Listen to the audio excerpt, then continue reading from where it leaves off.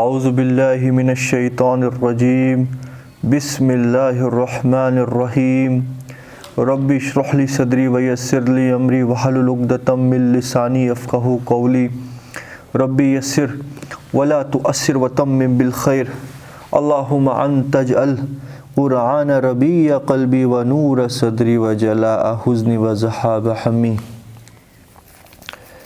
رب یسر ولا تؤثر وتمم بالخیر۔ الحمد للہ وقفا والصلاة والسلام علی عبادہ الذین اصطفیٰ خصوصاً علی خاتم النبیین محمد الامین وعلی آلہ وصحبہ اجمعین اما بعد فاعوذ باللہ من الشیطان الرجیم بسم اللہ الرحمن الرحیم فَإِذَا قَرَأْتَ الْقُرْآنَ فَاسْتَعِذْ بِاللَّهِ مِنَ الشَّيْطَانِ الرَّجِيمِ إِنَّمَا لَيْسَ لَهُ سُلْطَانٌ عَلَى الَّذِينَ آمَنُوا وَعَلَى رَبِّهِمْ يَتَوَكَّلُونَ۔ صدق اللہ العظیم۔ سورۃ النمل آیت نمبر 29 آج ہم سمجھنے کی کوشش کریں گے۔ اللہ تعالیٰ کا نام لے کے آئیے سمجھنے کی کوشش کرتے ہیں۔ ہم نے قصہ پڑھ لیا تھا کہ حضرت سلیمان علیہ السلام نے وہ جو ہدہد پرندہ تھا اس کے پاس ایک چٹھی لکھ کے بھیجی کہ جو سبا کی رانی کو دی جائے، اور پھر سلیمان علیہ السلام فرمایا کہ دیکھتے ہیں کہ وہ اس کا کیا جواب دیتی ہے۔ تو اے ہدہد، تو وہ چٹھی اس کے پاس چھوڑ کے پھر ایک سائیڈ ہو جانا، ہم عنقریب دیکھ لیں گے کہ اس کا کیا رخ ہوتا ہے، ہماری طرف کیا جواب بھیجتی ہے۔ تو اب یہاں وہ چٹھی سبا کی رانی، روایتوں میں جس کا نام بلقیس آیا ہے، اس کے پاس ہدہد وہ چٹھی ڈال دیتا ہے، اور وہ کیا کہتی ہے؟ قالت یا ایھا الملأ انی القی الی کتاب کریم، کہ اے میرے دربار کے سرداروں، میری طرف ایک بہت باوقت، بہت عزت دار، بہت خوبصورت چٹھی بھیجی گئی ہے، باوقار چٹھی بھیجی گئی ہے، اور وہ چٹھی عظیم الشان بادشاہ، اور یقیناً سلیمان علیہ السلام کی بادشاہت جو تھی وہ پوری دنیا میں اس وقت فیمس تھے کہ ایسا بھی کوئی بادشاہ ہے کہ جس کو یہ کچھ چیزیں جس کے تابع اور فرما برداری میں لگی ہوئی ہے۔ تو سبا کی رانی بھی بخوبی جانتی تھی کہ ہمارے ملک کے سرحدوں کے باہر ایک اور ملک ہے جس کا بادشاہ جو ہے اس کے پاس عظیم الشان طاقتیں موجود ہیں کہ جس کے ساتھ مقابلہ کرنا کسی کے بھی بس کی بات نہیں ہے۔ تو لہٰذا وہ بہت طاقتور بادشاہ ہے، اور یہ جو چٹھی اس کی طرف سے آئی ہے، یہ چٹھی پہنچ جانے کے بعد تو اور وہ عظمت حاصل، یہ پہچان گئی ہوگی سلیمان علیہ السلام کی، کیونکہ وہ خالی بادشاہ نہیں تھے، وہ اللہ تعالیٰ کے ایک رسول بھی تھے، نبی بھی تھے۔ تو کہتی ہے کہ میں نے پائی ہے ایک بہت باعزت، بہت باوقت کلام میری طرف بھیجا گیا ہے، ایک چٹھی کی شکل میں بھیجا گیا ہے۔ اِنَّهُ مِن سلیمان، اور یہ چٹھی جو ہے یہ سلیمان کی طرف سے ہے۔ وَإِنَّهُ بسم اللہ الرحمن الرحیم، اور یہ جو چٹھی ہے یہ شروع ہوتی ہے اللہ کے نام سے جو بہت زیادہ رحم کرنے والا اور بہت زیادہ رحیم ہے، نہایت مہربان اور نہایت رحم کرنے والے اللہ کی طرف، اس کے نام سے یہ چٹھی شروع ہوتی ہے۔ وہ اس چٹھی کے ٹیکسٹ کو پڑھ کے پہچان گئی کہ یہ کوئی معمولی عام کسی بادشاہ کی چٹھی ایسی نہیں ہو سکتی ہے۔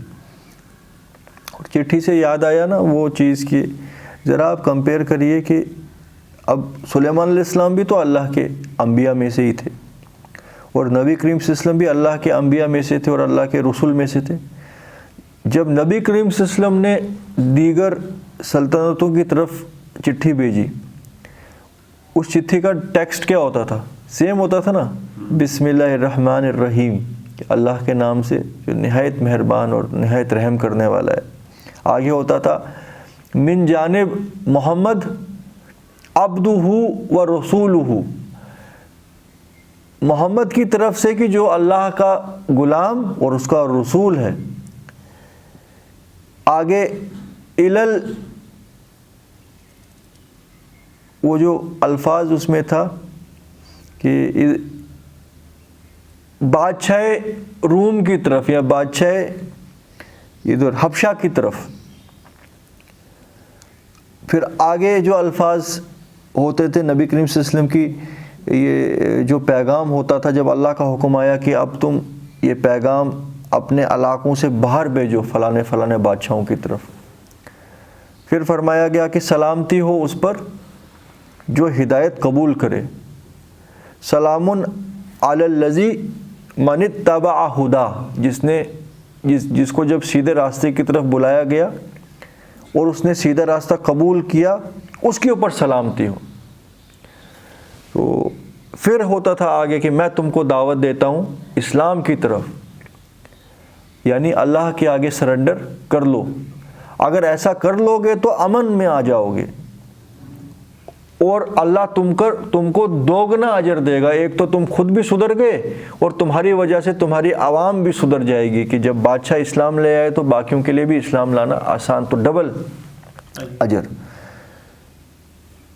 اور اگر تم منہ پھیرتے ہو تو جان لو پھر اللہ تعالیٰ کا عذاب پھر بہت سخت ہے۔ پھر قرآن کی اس مختصر چٹھی کے بعد پھر اللہ تعالیٰ کی کتاب کی کچھ آیت ہوا کرتی تھی۔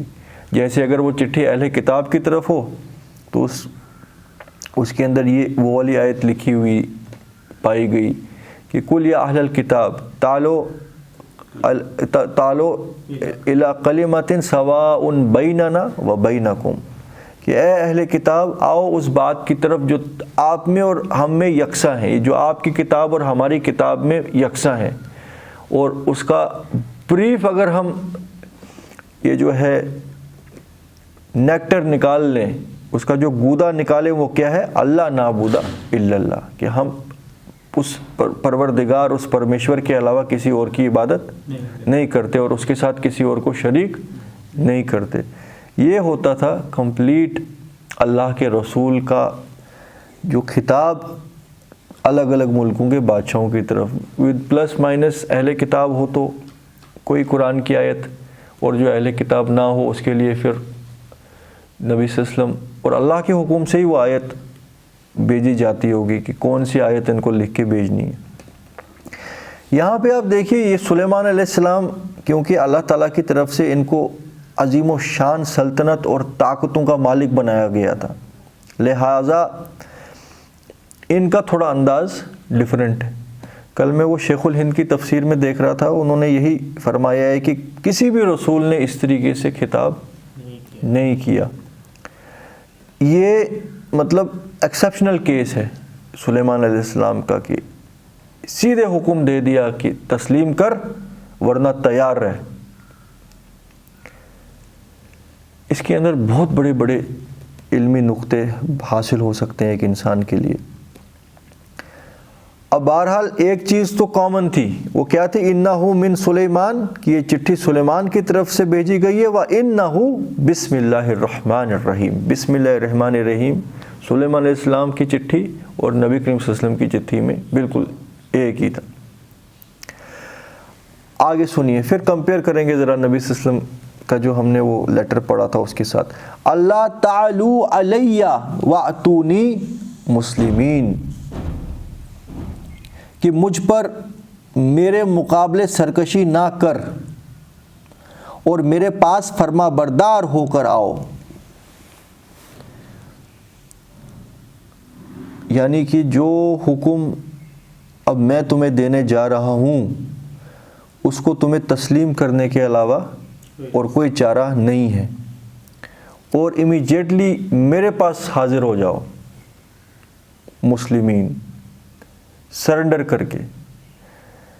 بڑا دیکھیے یہ جو ہے نا ایک سوچنے کا یہاں پہ مقام ہے کہ ایک اللہ کے انبیاء، ایک اللہ کے نبی کی طرف سے جو خود بھی ایک بادشاہ ہیں، ایک ملکہ کو چٹھی بھیجی جا رہی ہے کہ جو ایک بڑی خوشحال ریاست کی ملکہ ہے، اور اس کے اندر کوئی چھپی بات نہیں ہے. سیدھے کہا ہے کہ اللہ تعالو علیہ واتونی مسلمین، کہ آ جا میرے پاس اور خبردار سرکشی کا سوچنا بھی مت. واتونی مسلمین، اور سرنڈر کر کے میرے پاس پہنچ جاؤ، یعنی رپورٹ کرو مجھے ایسی سلطنت کی ملکہ کی طرف کی جس کے ساتھ کبھی اور پہلے بات نہیں ہوئی ہے. سوچنے کی بات ہے نا یہ، کہ وہ دعوت کا ایک مقام ہوتا ہے کہ سب سے پہلے نبی نے ایک دعوت دینی ہوتی ہے. وہ دعوت کیا چیز ہے؟ ہو سکتا ہے کہ چٹھی کے اندر دعوت کے الفاظ کے بعد یہ آیت آ گئی ہو جو اللہ تعالیٰ نے کوٹ کیا ہے، دعوت بھی ہو اس کے اندر چٹھی، جیسے نبی کریم کی چٹھی پہ تھی کہ سلامتی اور اس پر جو ہدایت کو قبول کر لے. سمجھ رہے ہیں آپ؟ بڑا سوچنے کا مقام ہے. تفسیروں میں اس کے بارے میں کچھ خاص نہیں ملے گا. اب ہم یہاں پہ تو غور و فکر کرنے کے لیے بیٹھتے ہیں، ہے نا، تو ہمیں بھی اپنا اپنا دماغ لگا کے سوچنا ہے کہ یہ اس کے اندر کیا کچھ راز چھپے ہوئے ہیں. ایک تو کلیئر کٹ بات یہاں سے یہ محسوس ہوتی ہے کہ جب آپ کے پاس اللہ تعالیٰ نے اتھارٹی دی ہو، اس وقت پھر کوئی بھی بغاوت برداشت نہیں کی جائے گی. یہ تو کلیئر کٹ بات آ رہی ہے نا. آبویسلی اگر آپ کے پاس اللہ تعالیٰ نے لاٹھی دی ہو اور آپ کے سامنے عدل اور انصاف کا سانپ، یہ مطلب ظلم کا سانپ ہو، تو آپ نے وہ لاٹھی سے سانپ کو تو مارنا ہے نا، ورنہ اس لاٹھی کا کیا کام. یہ چیز یہاں سے سمجھ آ رہی ہے. سلیمان علیہ السلام کے کیس میں وہ ایک انوکھے اللہ کے نبی تھے جن کے پاس ایسی اتھارٹی تھی کہ جنات اور یہ جب بیسٹ آف دا لینڈ، یہ درندے، زمین کے مخلوق، شیاطین، جن، پرندے، ہر چیز ان کے تابع داری میں لگے ہوئے تھے. یعنی ان کے ساتھ مقابلہ کرنا کوئی پاسبل بات نہیں تھا. اور حدود نے کیا کہا کہ وہ اللہ کو چھوڑ کے سورج کی پرستش کرتی ہے، اور اس کی قوم بھی وہی کچھ کرتی ہے، جبکہ اللہ تعالیٰ نے اس کو بہت نعمتوں سے نوازا ہے، اس کو اور اس کی قوم کو، مگر وہ اس کو شیطان نے بھٹکا دیا اور وہ اللہ کو چھوڑ کے شیطان کو انڈائریکٹلی اللہ کا مد مقابل ٹھہراتی ہے، کیونکہ وہ شیطان کی بات مان رہی ہے نا. شیطان نے تو یہ وسوسہ پیدا کیا کہ اللہ کے سامنے مت جھکو، سورج کے سامنے جھکو. کیوں؟ کیونکہ سورج کی وجہ سے زمین میں جو ہے انرجی جاتی ہے، جس وجہ سے غلہ اگتا ہے. اور ہمیں پتہ ہے کہ یہ جو سبا کے علاقے کے لوگ تھے، ان کا مین جو بزنس تھا وہ ایگریکلچر ایکٹیویٹیز ہی تھی، اور وہ سورج سے کتنا زیادہ یہ جو ہے ریلیٹڈ ہے. سورج سے ہی اصل میں دیکھا جائے ساری ایگریکلچر ایکٹیویٹیز پاسبل ہیں، سورج اور پانی. تو ان کو جس چیز سے فائدہ ہوتا تھا انہوں نے الٹیمیٹلی اسی کو خدا بنا دیا. جیسے ہم بھی دیکھتے ہیں اپنے سب کانٹیننٹ میں بھی ہر وہ چیز جو اوپر والے کی بنائی ہوئی ہے، پرمیشور کی بنائی ہوئی ہے، مگر انسان کے لیے وہ فائدہ مند ہے. شیطان نے ایسی پٹی پڑائی کہ بنائی اللہ نے تھی وہ چیز ان کے دماغ سے غائب کر دی، اور ڈائریکٹ اس چیز کے آگے جھکتے ہیں.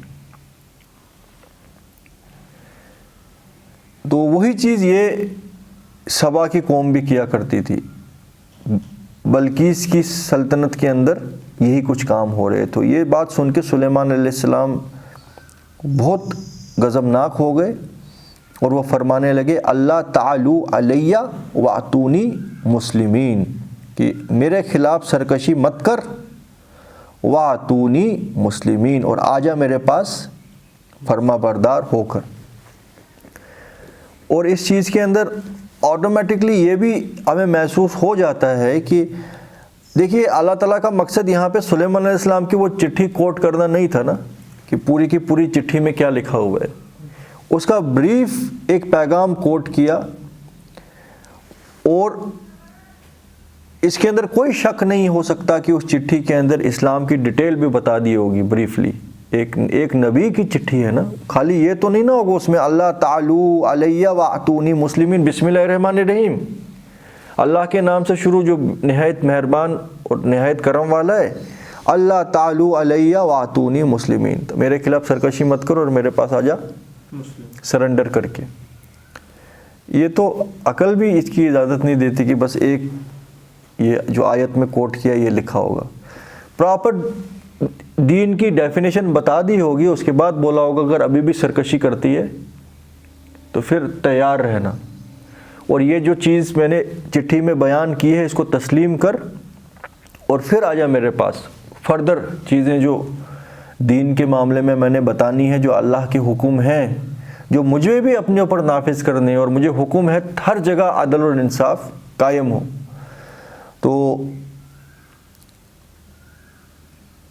یہاں سے یہ پتہ لگ گیا ہمیں کہ جب آپ کے پاس اتھارٹی ہو تو پھر زمین کے اوپر بغاوت پاسبل نہیں ہے, بائی فورس اس کو روکا جائے گا.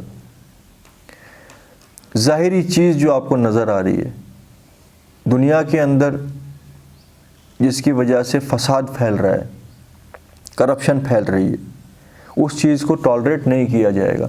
اپنے پرسنل لائف میں چھپ کے آپ کیا کام کرتے ہو اس کی طاق میں نہیں رہا جائے گا, وہ تو آپ کا اور آپ کے اللہ کا معاملہ ہے. مگر سوسائٹی کے اندر کرپشن, برائی, بے حیائی اور بے شرمی نہ پھیلے, تاکہ اللہ کے حکموں کے اوپر چلنا ایک قوم کے لیے آسان ہو جائے. وہ تمام قانون سازیاں کی جائیں گی, ہے نا. فار انسٹنس شراب ہے, آپ اگر چھپ کے آپ اپنے گھر میں شراب پی رہے ہو, ٹھیک ہے, تم نے اللہ کا جواب دینا ہے تو حرام کام کر رہے ہو, ایک بغاوت کر رہے ہو. مگر ایک وہ شخص کی جس نے شراب کا ٹھیکہ کھولا ہوا ہے چوراہے کے اوپر, جو ترغیب دے رہا ہے ہر کسی کو, اس شراب کے ٹھیکے والے کے اوپر جو ہے نا اسلامک لا امپلیمنٹ ہوگا. چھپ کے پینے والے نے کہاں سے لایا, کیا کیا, اس کی طاق میں رہنے کی انسٹرکشنز ہمیں نہیں ہے. یہ بہت امپورٹنٹ پوائنٹ ہے دین کا. اسی لیے فار انسٹنس پردے کا حکم ہے عورتوں کے لیے, ہے نا. کوئی یہ بول دے کہ یار یہ تو ایک انسان کی اپنی مرضی ہونی چاہیے کہ پردہ ہو یا نہ ہو, ہے نا. ہے بھی اصلی اجر ہے اسی عورت کو کہ جو اللہ کی محبت میں پردہ کرے, کسی سے ڈر کے نہ کرے. مگر انڈیویجولی اس کا یہ معاملہ ہے, جب وہ مارکیٹ میں نکلتی ہے اس وقت وہ مارکیٹ میں اکیلی نہیں ہے, اس کے اثرات ہوں گے ہر کسی پہ جو اس کو دیکھے گا. اس وقت انسٹرکشن ہے کہ مرد اپنی آنکھیں نیچی کرے اور عورت جو ہے وہ پردے میں رہے, وہ بھی اپنی آنکھیں نیچی کرے, تاکہ سوسائٹی کے اندر جو ہے شیطان ان کے دلوں کے اندر وسوسے پیدا نہ کرے, کسی کی بد نظری نہ ہو. یہ ہے فلسفہ دین. تو یہاں پہ حکم یہ ہو رہا ہے کہ جو وقتی اللہ کا نبی ہے, اور وہ تو پھر رسول ہی ہو گیا نا, جب اپنی قوم کے باہر کوئی اللہ کا نبی پیغام بھیجے تو آٹومیٹکلی وہ تو رسول ہی ہو گیا نا. رسالت اور اللہ کی انسٹرکشن کے حساب سے انہوں نے یہ سب کام کیا ہوگا. تو اللہ کے جو وقتی رسول ہیں سلیمان علیہ السلام, ان کے حکموں کی سرکشی نہ کرو, یعنی کہ جو پیغام اللہ کی طرف سے اس پہ نازل ہو رہا ہے اس کو مانو اور سرکش مت ہو جاؤ, اور سرنڈر کر کے میرے پاس آ جاؤ. دوسری امپورٹنٹ پوائنٹ یہاں پہ یہ ہے, بڑا سوچنے کی بات یہ ہے کہ دیکھیے یہ سبا کی جو رانی تھی یہ اللہ کا مد مقابل سورج کو ٹھہرا رہی تھی, ہے کہ نہیں. اور یہ تو شرک اور کفر ہو گیا نا کہ اللہ کے علاوہ کسی اور کو اللہ کا مد مقابل ٹھہرانا.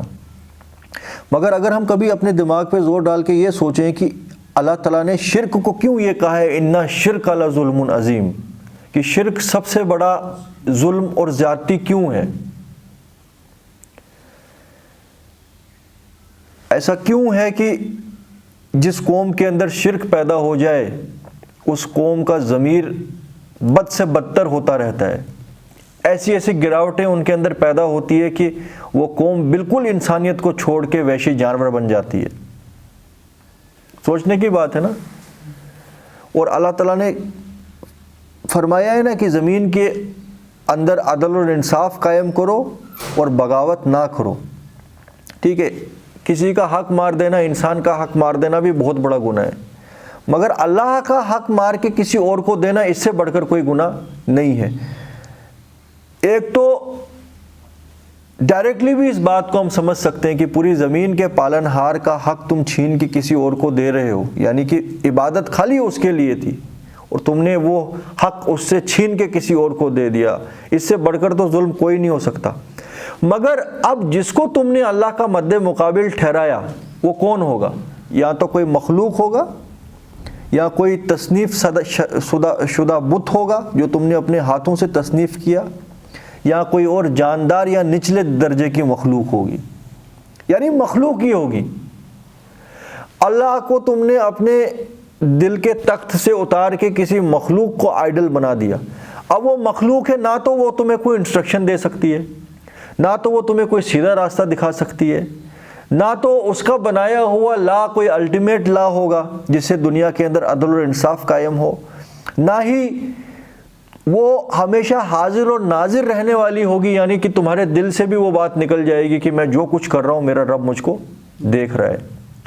یعنی پورا کا پورا بیلنس ہی ختم ہو جائے گا ایک انسان کی زندگی میں. ایک وہ شخص کی جو اللہ تعالیٰ کو مانتا ہے کہ جیسے ماننے کا حق ہے کہ اللہ تعالیٰ ظاہر اور باطن ہر چیز جانتا ہے, وہ حاضر بھی ہے اور وہ چھپا ہوا بھی ہے, وہی حاجت روا اور وہی مشکل کشا ہے.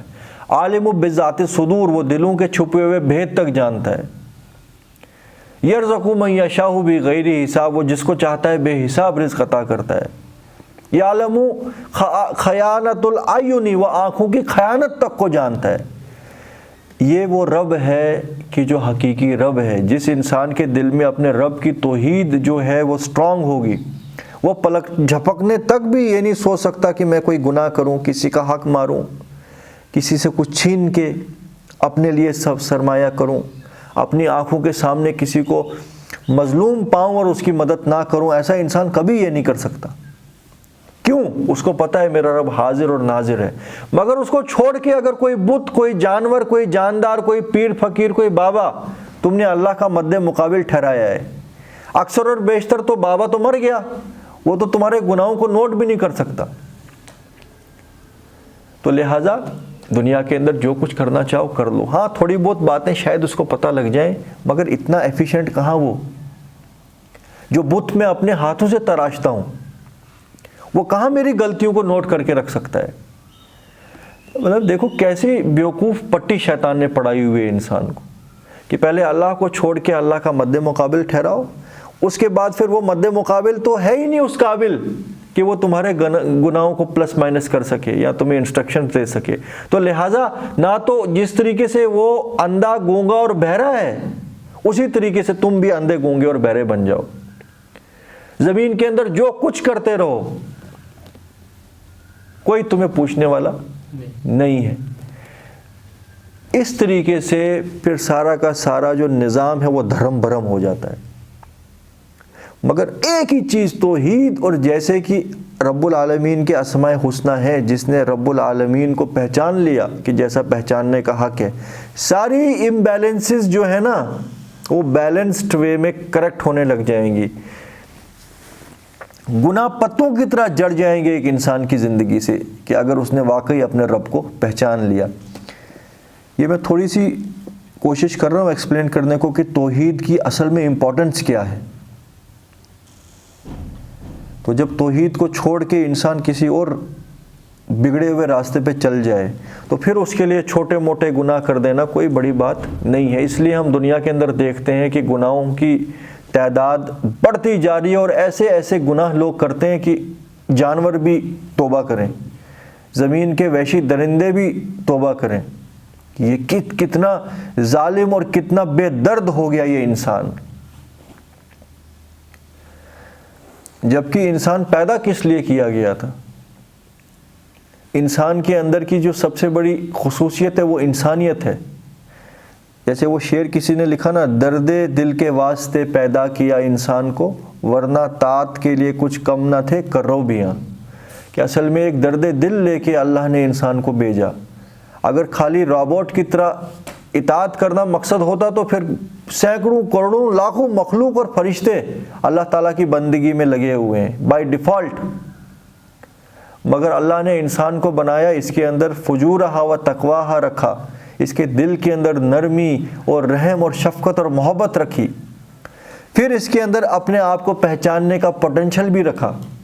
جس نے اپنے رب کو پہچانا وہ اولئک هم المفلحون، وہ مراد تک پہنچ گئے، اس مقصد تک پہنچ گئے جس لیے انسان کو بنایا گیا تھا۔ اور جنہوں نے نہیں پہچانا اور اللہ کا مد مقابل کسی اور نچلے درجے کی مخلوق کو کیا، وہ پھر گرے، اتنا گرے کہ جانوروں سے بھی بدتر ہو گئے۔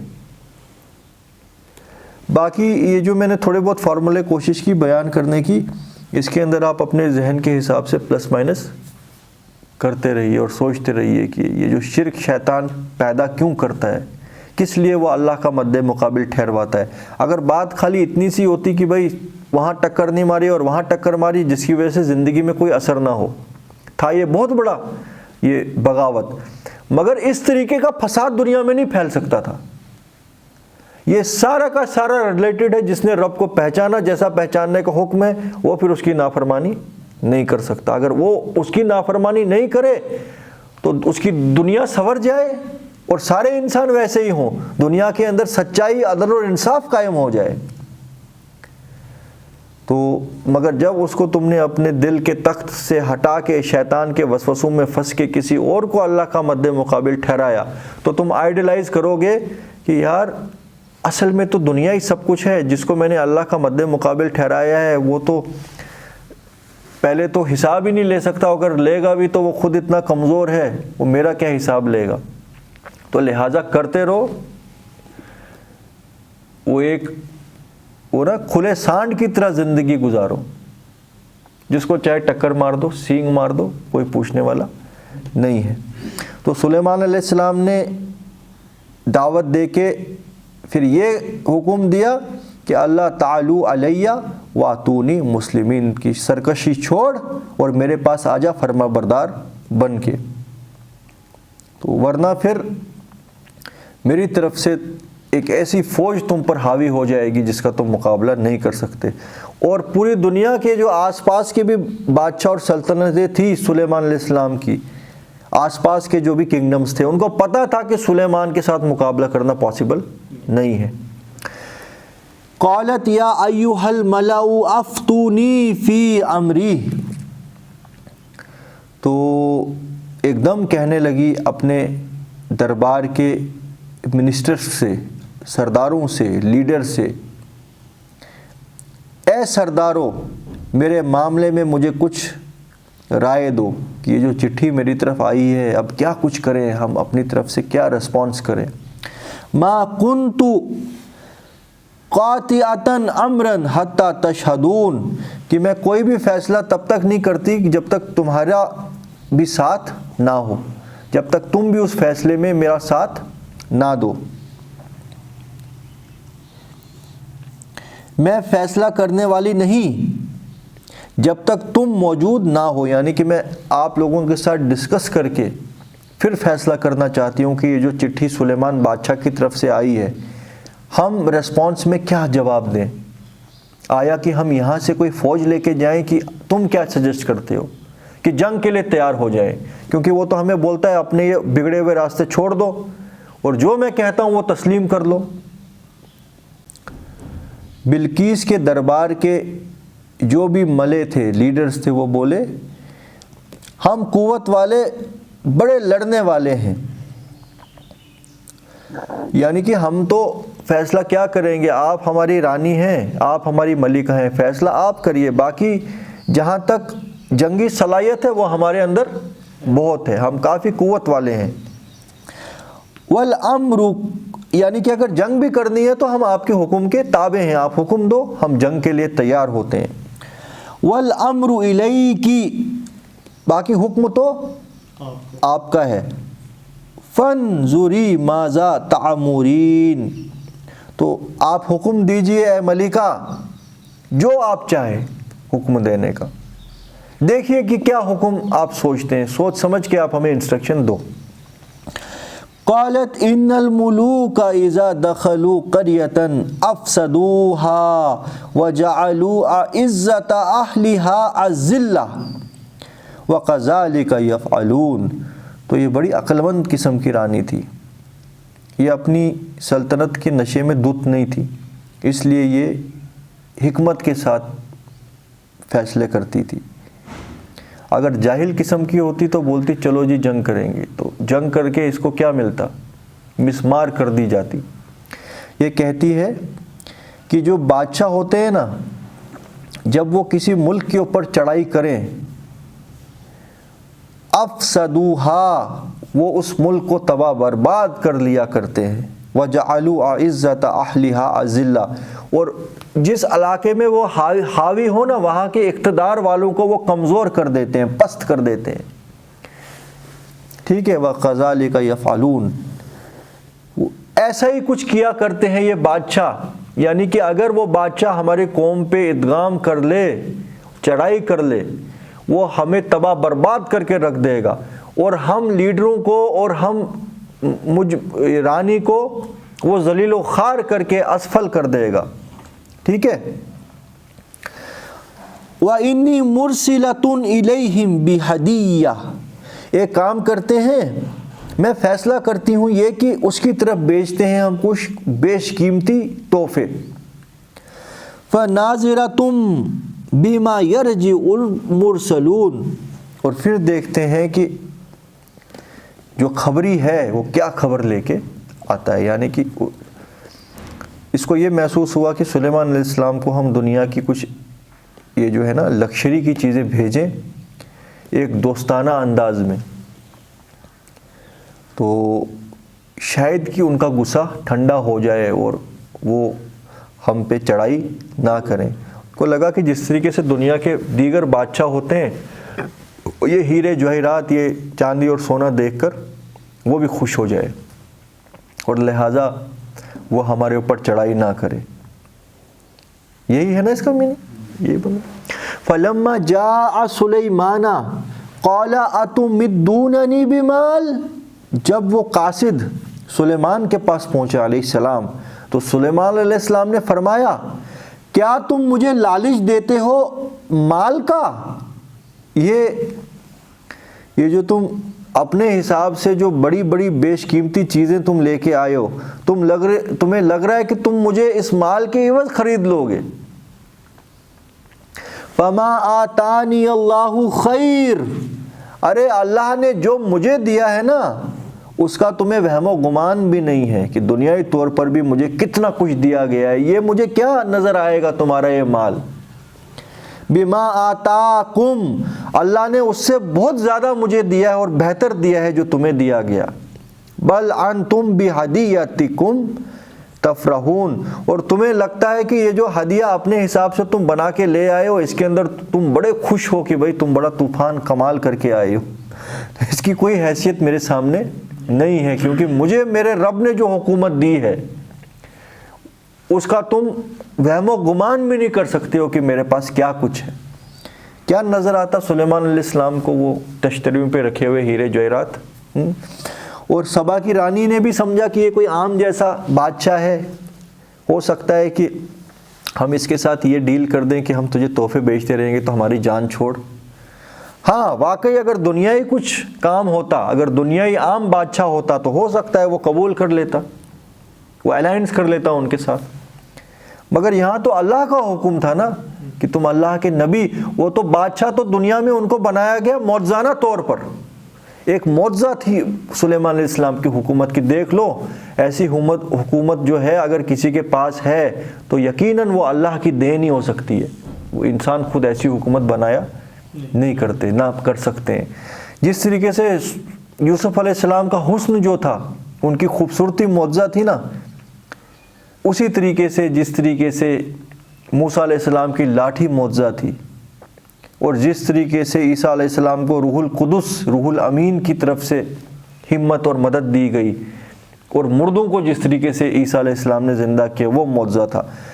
اسی طریقے سے سلیمان علیہ السلام کو معجزہ ان کی حکومت تھی. ذرا آپ یہ سوچو، جس حکومت کو اللہ معجزہ بنا دے، معجزانہ طاقتیں دے دے، وہ کیا حکومت ہوگی. تو سلیمان علیہ السلام کو ان کے یہ ہدیے کیا لگتے. تو فرماتے ہیں کہ تم خود ہی خوش ہوتے رہو اپنے اس مال کے اوپر. تو میں نے یہ تو لانے کو نہیں کہا تھا، میں نے تو کہا تھا تم اوبیڈینس ہو کے، سرنڈر کر کے، سرکشی نہ کرنے کا فیصلہ کر کے میرے پاس پہنچ جاؤ، اور تم یہ چلر لے کے آ گئے میرے پاس. اب انتظار کرو کہ میں تو اپنے ٹروپس لے کے چڑھائی کر دوں گا تمہارے اوپر، اور تم بچنے والے نہیں ہو. سنو، ارجع الیہم، اے پیغام لے کے آنے والے، تو لوٹ اپنی قوم کی طرف. فَلَنَأْتِيَنَّهُمْ بِجُنُودٍ لَا قِبَلَ لَهُمْ بِهَا، میں ایسے لشکر لے کے پہنچ رہا ہوں اب وہاں تمہاری طرف جس کا مقابلہ تم نہیں کر سکو گے. وَلَنُخْرِجَنَّهُمْ مِنْهَا ذِلَّةً وَهُمْ صَاغِرُونَ، اور میں ان کو اس ملک میں سے ذلیل و خوار کر کے اب نکال باہر کر دوں گا. اب ذرا سوچو نا، سلیمان علیہ السلام جب اپنے لشکر، وہ خالی چینٹیوں کو ہی حکم دے دیتے ہیں، یا کسی دنیا کی مخلوق کو ہی حکم دے دیتے، شہد کی مکھیوں کو ہی حکم دے دیتے کہ جاؤ ان کو تتر بتر کر دو، تو فی الحال تو ان کی زندگی وبال جان بن کے رہ جاتی. تو مگر جب سلیمان علیہ السلام ان سارے لشکروں کے ساتھ، جنات، پرندے، چرندے، زمین کے جتنے بھی جاندار ہیں، اور انسانوں کے لشکر بھی جب اٹیک کرنے نکلے کسی قوم کی طرف، تو پھر اس قوم کا کیا کچھ ہونا تھا. اب سنیے، بڑی عقل مند تھی وہ سبا کی رانی. قال یا ایھا الملأ ایکم یاتینی بعرشھا قبل ان یاتونی مسلمین. پھر سلیمان علیہ السلام کو یہ چیز، جب یہ خبر لے کے وہ پیغمبر جو تھا اس کا بلقیس کا واپس پہنچا، اس نے یہ ساری بات کنوے کر دی بلقیس کو کہ بھائی اب بہت مشکل ہے، ہوش کرو، وہ لشکر اب نکلنے والے ہیں. تو بلقیس کے پاؤں کے نیچے سے زمین نکل گئی. اس نے بولا نہیں اب جانا ہی پڑے گا. ٹھیک ہے. اور اس نے غالباً پھر اس قاصد کو بھیجا ہوگا کہ آپ سلیمان کو کہہ دو کہ اب ہم آنے ہی والے ہیں. یا تو پھر سلیمان علیہ السلام کو ڈائریکٹ پتہ لگ گیا، ان کی سیکرٹ سروس تو بڑی خطرناک تھی کہ اس نے توبہ کرنے کی اب نیت کر لی ہے، وہ آنے والی ہے. وہ چیز سکپ کی گئی. ہمارے دماغوں کے اوپر بھی زور ڈالنے کی ترغیب ہے قرآن کے اندر. ڈائریکٹ پھر یہ بات آتی ہے، قال یا ایھا الملأ ایکم یاتینی بعرشھا قبل ان یاتونی مسلمین. سلیمان علیہ السلام اپنے درباریوں میں، اپنے دربار کے وقت میں، ایک وقت تھا نا پیریڈ جس وقت وہ اپنے دربار میں اپنے درباریوں کے ساتھ بیٹھا کرتے تھے، جو انسٹرکشنز جس کو دینی تھی وہ دیا کرتے تھے. تو وہیں دربار میں فرماتے ہیں کہ کون ہے تم میں سے میرے درباریوں کہ جو سبا کی رانی کا عرش جس کے اوپر اس کو بڑا ناز ہے، اور واقعی دنیائی طور پر اس کا عرش بڑا یہ نا زبردست جو ہے اور شان و شوکت والا ہے، تم درباریوں میں سے کون اس کو میرے لیے یہاں لے کے آئے گا اس سے پہلے کہ بلقیس یہاں پہنچے فرما بردار ہو کر. یعنی سلیمان علیہ السلام، دیکھیے اللہ تعالیٰ کی طرف سے ایک رسول جو ہوتا ہے اس کو معجزے بھی دیے جاتے ہیں نا. اس وقت کی نزاکت کے حساب سے یہ بھی ایک معجزہ تھا کہ زلیخا، یہ بلقیس یہ دیکھتی کہ میں ہزاروں کلومیٹروں کا سفر کر کے آئی ہوں، اس کے بعد ہمیں اتنی مشقت ہو گئی یہاں پہنچنا، مگر یہ میرا تخت یہاں کیسے پہنچ سکتا ہے ہم سے پہلے، جس کو تو کئی ہاتھیوں کے اوپر لاد کے لانا پڑتا. تو یہ کوئی عام مسئلہ نہیں ہے، یہ کوئی عام آدمی نہیں ہے، یہ پاسبل نہیں ہے جب تک کہ اوپر والا اس کی مدد نہ کرے. اس دنیا کا مالک اس کی مدد نہ کرے۔ معجزے کا مطلب کیا ہوتا ہے؟ عاجز کر دینا والی چیز۔ تو یہ بھی موجزانہ طور پر اللہ تعالیٰ نے سلیمان علیہ السلام کے ذریعے اس رانی کو دکھانا تھا تاکہ وہ پورا سبمٹ کرے، اور وہ والا وقت تھا، وہ اس وقت کے حساب سے یہی چیز مؤثر ہوتی اس کے اوپر کہ وہ کمپلیٹ ایمان لے آتی۔ تو سلیمان علیہ السلام فرماتے ہیں اپنے درباریوں میں کہ کون ہے کہ جو اس کا عرش لے کے آئے، اس کا تخت لے کے آئے اس سے پہلے کہ وہ اپنی ٹیم کے ساتھ یہاں پہنچے۔ اب سنو سلیمان علیہ السلام کے درباری کون کون ہیں۔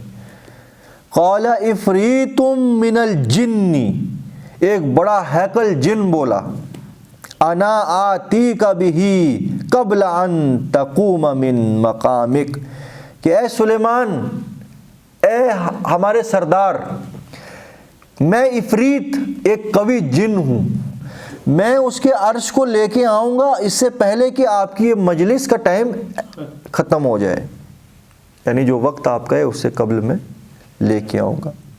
وَإِنِّي عَلَيْهِ لَقَوِيٌّ أَمِينٌ، اور آپ خوب جانتے ہیں کہ میں امانت دار بھی ہوں اور بہت قوت والا بھی ہوں۔ اور افریت جو ہوتے ہیں نا جنوں کی، وہ قسمیں ہیں کہ جو جنوں کے سردار ہوتے ہیں، دیو، ہیکل جن۔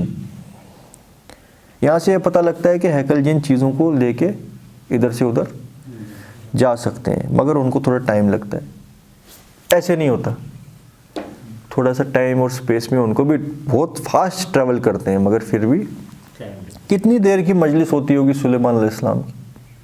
غالباً زیادہ سے زیادہ، اس کے بعد تو نماز کا ٹائم آ جاتا تھا۔ تو مسلمانوں کی مجلسیں تو 24 گھنٹے کی نہیں نہ ہوتی جیسی ہماری یہاں کی میٹنگیں ہوتی ہیں، 2-3 گھنٹے ہے نا، اس میں سے باقی معائنے بھی کرنے ہیں، یہ بھی کرنا ہے، وہ بھی کرنا ہے، غالباً 1-1.5-2 گھنٹے کا وقت ہوتا ہوگا۔ تو وہ جو ہے آپ کے یہ جو علاقہ ہے ادھر سبا کا، جو آج کون سا ملک ہے وہ؟ یمن میں ہی وہ علاقہ تھا۔ یمن کے آگے پھر جو علاقے آتے ہیں نا وہ South Africa, African countries, African continent کے ساتھ وہ چیز بارڈر پہ آتا ہے۔ تو یہ یمن اور ساؤتھ افریقہ کے بارڈر کے اوپر کوئی علاقہ تھا، اور ان کی جو تہذیب تھی نا سبا کی رانی، اور ان کی جو لک تھی یہ بھی ساؤتھ افریقن ٹائپ تھی۔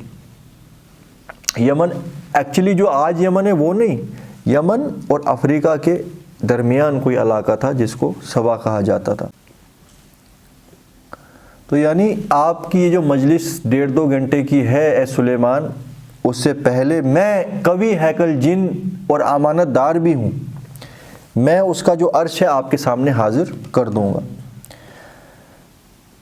اسی دوران ایک اور شخص بولا، قال الذی عندہ علم من الکتاب، بولا ایک اور درباری جس کے پاس کتاب کا علم تھا، انا آتیک بہ قبل ان یرتد الیک طرفک، کہ اے سلیمان میں اس عرش کو تیرے سامنے حاضر کرتا ہوں اس سے قبل کہ تو اپنی پلک جھپکے۔ پلک جھپکنا، طرفک، طرفک کیا ہوتا ہے؟ طرفق اعین، آنکھوں کا جھپکنا۔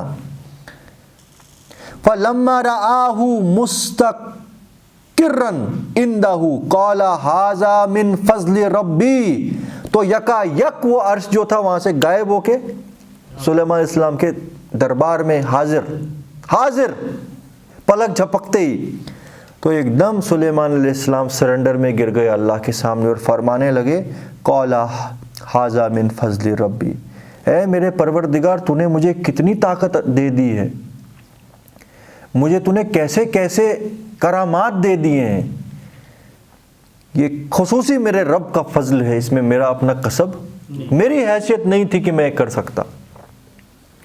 دیکھیے اللہ کا فرما بردار بندہ،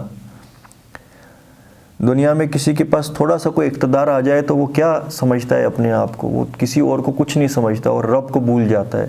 یہ دیکھیے اللہ کے جو بندے بادشاہت کے اوپر فائز ہیں، اتنی ایسی عظیم و شان طاقتیں دی گئی ہیں، وہ ہزاروں کوئنٹلوں کا وہ عرش ہے، جس کو ایک جن کو بھی 2.5 گھنٹے لگ رہے ہیں، 2 گھنٹے لگ رہے ہیں لانے میں، اور یہ کوئی ایک اور درباری ہے، یہ اللہ عالم یہ کون ہے، اس کے بارے میں کوئی ریسرچ آپ کو کہیں نہیں ملے گی. یہ آیا یہ علم الکتاب سے کیا مراد ہے؟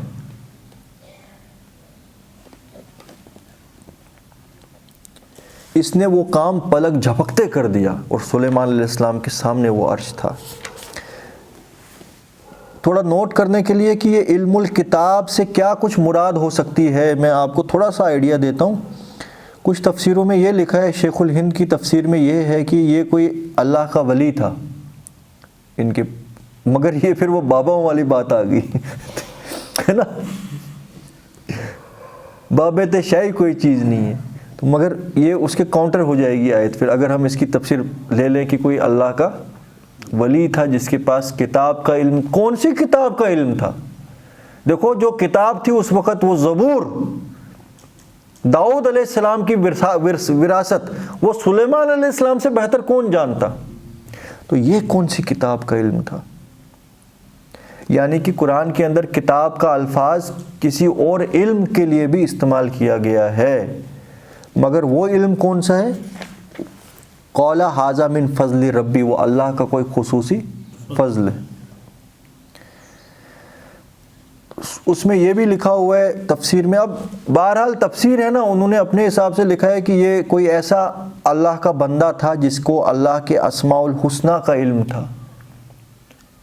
تو لہٰذا یہاں پہ ہماری مینٹل کیپیسٹی جواب دے دیتی ہے، اور ہماری کوئی یہاں تشریح اور تفسیر جو ہے ہم نہیں کر سکتے اس بات کی. مگر قرآن کے اندر قیامت تک اللہ نے محفوظ کر دیا ہے اس بات کو کہ کوئی ایسا شخص بھی موجود تھا جس کے پاس علم الکتاب کا علم تھا. الکتاب لکھا ہوا ہے نا، علم من الکتاب، کتاب میں سے کوئی علم،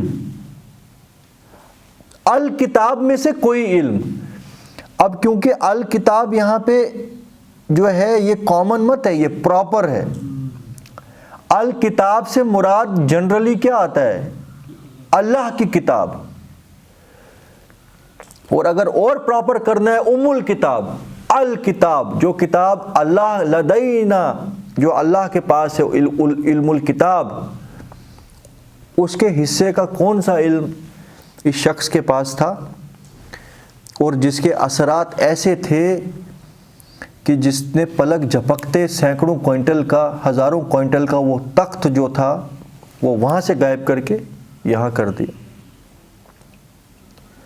فزیشینس کے لیے بھی اس کے اندر اسٹڈی کرنے کا بہت یہ ایک کیا بولتے ہیں پہلو ہے.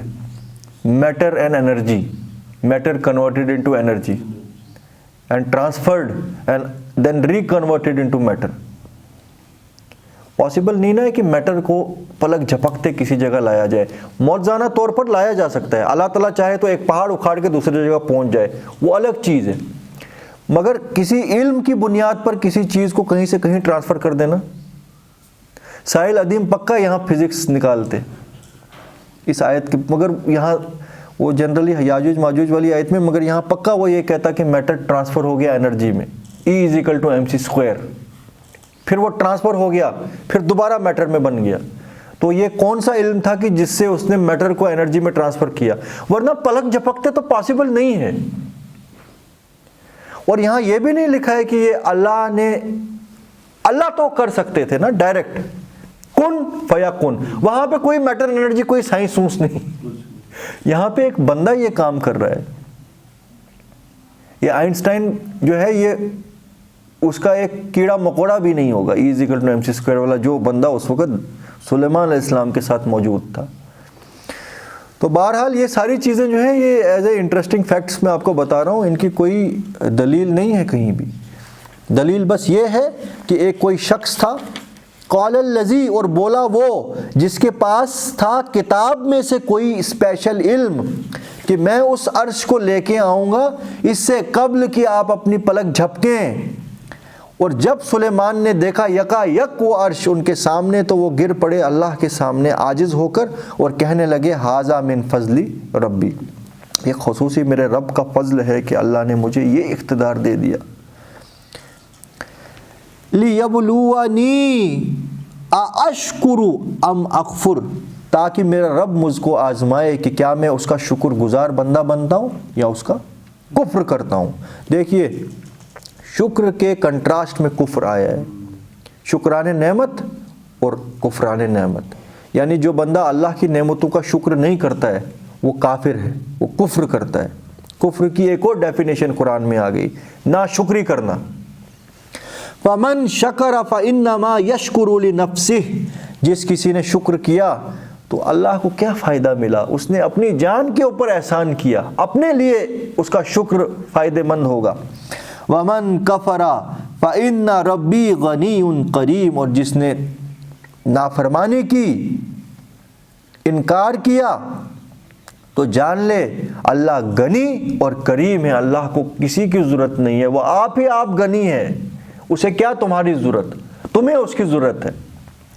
قال نکروا لها عرشها ننظر اتهتدی ام تکون من الذین لا یهتدون، تو جیسے ہی وہ عرش حاضر کیا گیا، سلیمان علیہ السلام نے اللہ کا شکر کیا اور اللہ کے یہاں اللہ کی پاکیزگی اور بلندی بیان کی، اللہ کے آگے کندھے جھکا کے اللہ کی ان مہربانیوں کو پہچانا، اور اس کے بعد حکم دیا کہ یہ تھوڑا سا ٹپ ٹاپ کر دو اس عرش کو، تھوڑی سی چینجز اس کے اندر کرو، اوور آل ویسا ہی رکھو مگر کچھ اس کے اندر تھوڑی بہت چینجز کرو۔ میں دیکھنا چاہتا ہوں کہ جب وہ اس عرش کو دیکھے گی کیا وہ عقل مند ہے کہ بیوقوف ہے، کیا وہ پہچان لے گی اس چیز کو کہ نہیں پہچانے گی، اس کے اندر کیا حکمت ہو سکتی ہے کہ تھوڑی سی چینج کرنے کی کیا ضرورت تھی اس عرش کو، تھوڑا دماغ پہ زور ڈالنا پڑے۔ یہ اللہ تعالیٰ کا معجزہ تھا نا، یہ سلیمان علیہ السلام کو جو معجزوں میں سے معجزہ دیا گیا، اس معجزے کا جو انکار کرے اپنی آنکھوں سے دیکھنے کے بعد پھر وہ کٹر کافر ہو جاتا ہے۔ یہ بلقیس کے سامنے یہ معجزہ تو رکھ دیا گیا تھا جس میں 99% اس کو پتہ لگ جاتا کہ یہ میرا عرش ہی ہے، مگر اگر اس کے دل میں کوئی چور ہوتا نا، وہ 99% مشابہت کو چھوڑ کے اس ایک چینج کے اوپر غور کرتی، یہ تھوڑی سی چینج ہے، یہ وہ نہیں ہو سکتا، یعنی اس کو یہ بھی موقع رکھا گیا کہ وہ انکار کرے۔ جیسے اللہ تعالیٰ نے زمین اور آسمان میں سینکڑوں چیزیں حلال پھیلا دی ہیں مگر حرام بھی رکھ دی ہیں، تاکہ جس کے دل کے اندر کجی ہے وہ حرام کی طرف ہی جائے۔ اسی طریقے سے اس عرش کو پورا کا پورا ویسا ہی رکھا گیا، تھوڑی بہت چینجز کی گئی۔ عقل مند جو ہو وہ تو ایک دم پہچان لے گا کہ یہ تو وہی عرش ہے، مگر جس کے دل میں چور ہو اور جو واقعی میں بیوقوف ہو، جو دیکھ کے بھی اندیکھا کرنا چاہتا ہے، وہ بولے گا یار عرش تو وہی ہے مگر میرا نہیں ہو سکتا، کیونکہ دیکھو فلانی جگہ یہ ایک داغ لگا ہوا ہے۔ سمجھنے کی کوشش کر رہے ہیں آپ؟ فلما جاءت قیل اہاکذا عرشک، فلما جاءت، جب وہ پہنچی اس سے کہا گیا کہ اے ملکہ کیا یہ تیرا عرش ہے؟ قالت کأنہ ہو، کہنے لگی گویا کہ یہ وہی ہے، مجھے محسوس ہوتا ہے گویا کہ وہی ہے۔ اس نے پہچان لیا، گویا کہ وہی ہے کہا، یہ وہ نہیں ہو سکتا نہیں کہا، یعنی اس نے معجزے کے اوپر ایمان لایا کہ گویا کہ وہی ہے، کہ پورا گمان ہے مجھے وہی ہے مگر تھوڑی سی چینجز کی وجہ سے تھوڑی کنفیوژن ہے، مگر ہے تو یہ، یعنی یہ سچائی پہچاننے والی عورت تھی۔ یہ کوئی ایسی نہیں تھی کہ دیکھ کے بھی، جس کو نہیں ماننا ہے وہ فرشتوں کو بھی دیکھ لے وہ نہیں مانے گا، وہ بولے گا یہ کوئی جادو ہے۔ تو جس کو ماننا ہے وہ تو اس کے لیے ذرے ذرے کے اندر اللہ کی نشانی ہے۔ جیسے ایک شاعر تھا بدروا ریجن کا، پتہ نہیں وہ پرسنلی اپنی پرسنل لائف میں کیسا تھا، مگر اس کا شعر بڑا اچھا تھا یہ کہ غافل تھے رسا جب تک جاتے تھے کلیسا کو، ہر ذرے میں خدا کو پایا جب آ گئی بینائی، کہ رسا نام تھا اس شاعر کا۔ کہتا ہے کہ جب میں غافل تھا نا، میں کلیسا جاتا تھا، مندر اور مسجد جاتا تھا اللہ کو ڈھونڈنے، مگر مجھے اللہ نظر نہیں آتا تھا، مگر جب بینائی آ گئی نا، سائٹ آ گئی، پھر ہر ذرے میں اللہ کی کرامت مجھے نظر آنے لگی. اللہ کو دیکھا ہر ذرے میں، یعنی کہ ہر ذرہ اللہ کی نشانی، ہر ذرہ گواہی دے رہا تھا مجھے بنانے والا وہی حکیم ہستی ہے. تو یہ بھی پہچان گئی، عقل مند تھی اور ایمان والی تھی. یہ تو قرآن گارنٹی لے چکا ہے اس کی کہ فائنلی ایمان لے آئی. تو کیا قسمت والی لیڈی تھی یہ. فلما جاءت قیل اہاکذا عرشک قالت کأنہ ہوا، کہنے لگی ارے گویا یہ تو وہی ہے.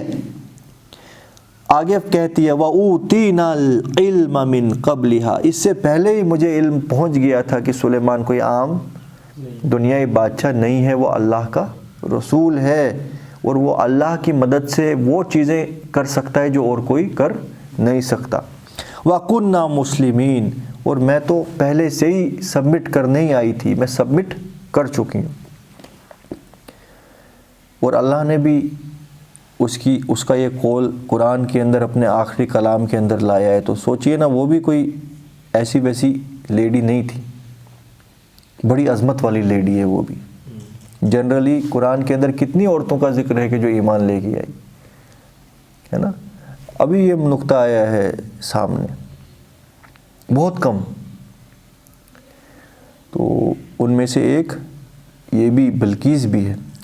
وَصَدَّهَا، ایک تو نارمل لیڈیز کی اگر بات کی جائے، امرأۃ فرعون کی بیوی آسیہ،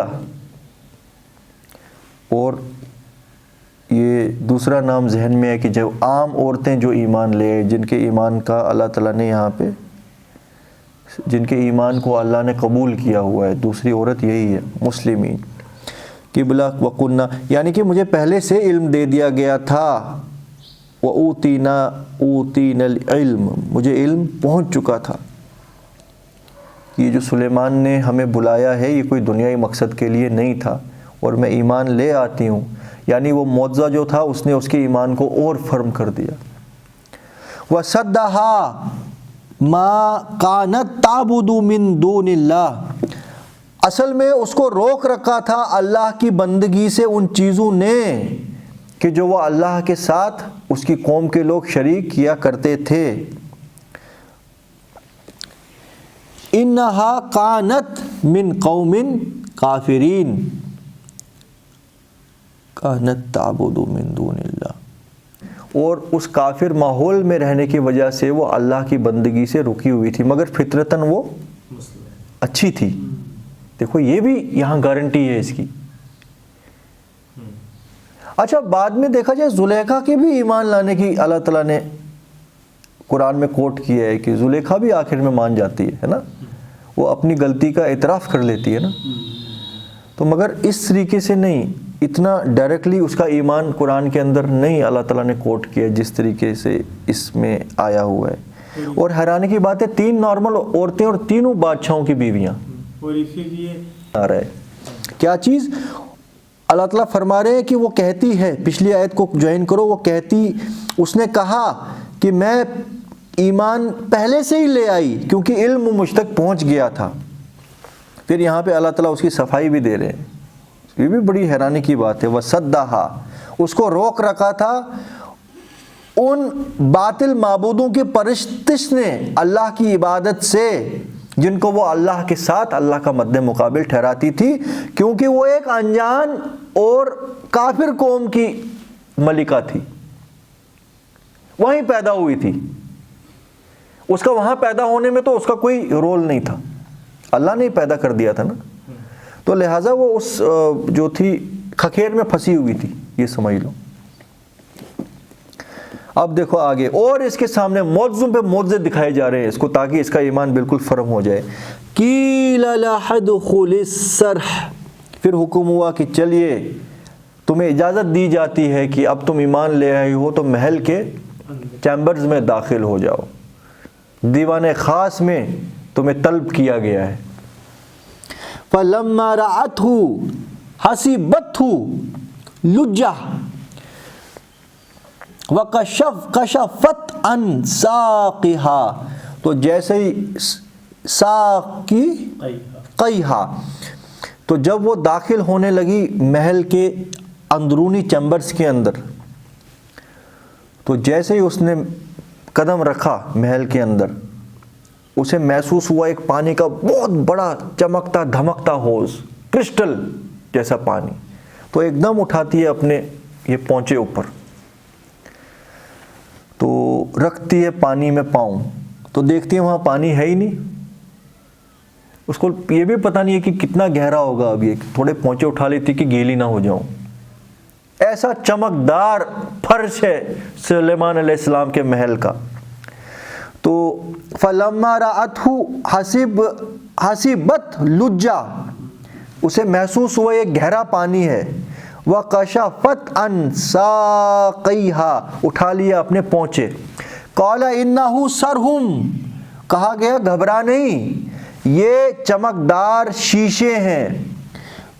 ممرد من قواریر، یہ محل ہے جو جڑا ہوا ہے کرسٹلوں سے.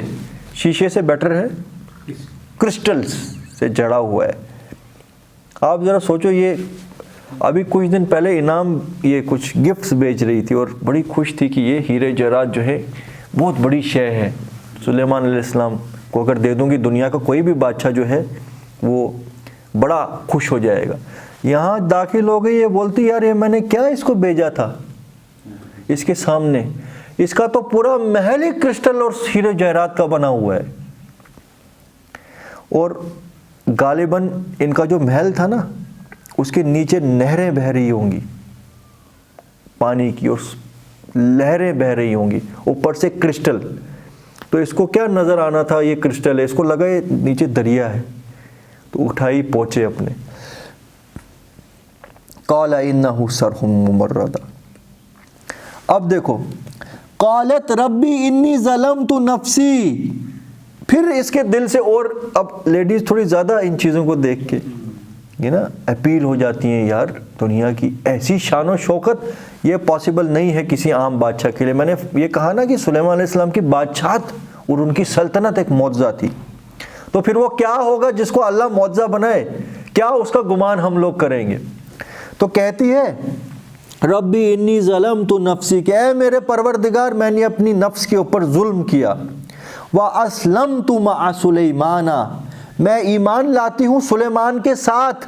للہ رب العالمین، تمام جہانوں کے رب کے اوپر. دیکھو ایک دم پتہ لگ گیا کہ جو سلیمان علیہ السلام نے فرمایا تھا تابع دار ہو کے یہاں آ، کہا تھا نا، اس وقت پوری ڈیفینیشن ایمان کی شاید اوپن نہیں ہوئی ہو، مگر یہاں پہ فائنلی اوپن ہو گئی کہ میں ایمان لائی جیسے کہ سلیمان ایمان لایا.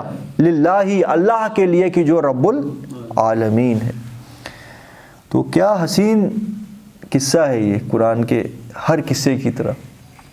سبحان اللہ و بحمدہ سبحان اللہ العظیم. اللہم صلی اللہ سیدنا محمد وعلی آل سیدنا محمد کما صلیت علی ابراہیم وعلی آل ابراہیم انک حمید مجید. اللہم آنس وحشتی فی قبر. اللہم ارحمنی بالقرآن العظیم واجعلہ لی اماما ونورا وہدا ورحمہ. اللہم ذکرنی منہ ما نسیت وعلمنی منہ ما جہلت وارزقنی تلاوتہ آناء اللیل وآناء النہار واجعلہ لی حجۃ یا رب العالمین. اللہم صلی اللہ سیدنا محمد وعلی آل سیدنا محمد کما صلیت علی ابراہیم وعلی آل ابراہیم انک حمید مجید. حسبی اللہ لا الہ الا هو علیہ توکلت وہو رب العرش العظیم. رب اوزعنی ان اشکر نعمتک التی انعمت علی وعلی والدی وان اعمل صالحا ترضاہ وادخلنی برحمتک فی عبادک الصالحین. سبحان اللہ و بحمدہ سبحان اللہ العظیم. وصدق المرسلین والحمد للہ رب العالمین.